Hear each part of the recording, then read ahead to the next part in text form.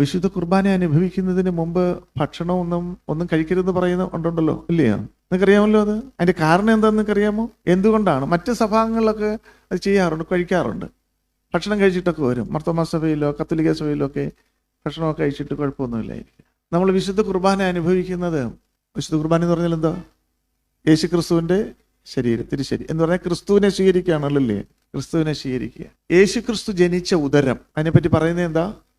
കന്യകയുടെ ഉദരമാണ്, അല്ലേ? വേറൊരു കുഞ്ഞിന് ജന്മം നൽകിയിട്ടില്ല, കന്യകയുടെ ഉദരമാണ്. ഒരു കുഞ്ഞിനെ ജന്മം നൽകിയിട്ടുണ്ടെന്ന് വിചാരിച്ച് കുഴപ്പമെന്തെങ്കിലും ഉണ്ടോ? അതിന് യേശു ക്രിസ്തു ആണല്ലോ. പക്ഷേ യേശു ക്രിസ്തു കന്യകയുടെ ഉദരത്തിലാണ് ജനിച്ചത്. ക്രിസ്തു കന്യകയുടെ ഉദരത്തിലാണ്. അവൾ കന്യകയായിരുന്നു. അതുകൊണ്ട് നമ്മൾ വിശുദ്ധ കുർബാന അനുഭവിക്കാനായി വരുമ്പോൾ ആ ദിവസത്തെ സംബന്ധിച്ചിടത്തോളം ഒരു എക്സ്റ്റേണൽ ബോഡി അന്ന് നമ്മുടെ ഉള്ളിൽ ഉണ്ടാകാൻ പാടില്ല. അത് ചെറുതായാലും വലുതായാലും വെള്ളമായാലും കടുങ്കാപ്പി ആയാലും ചിക്കൻ ആയാലും എന്താണെങ്കിലും. മനസ്സിലായില്ലേ?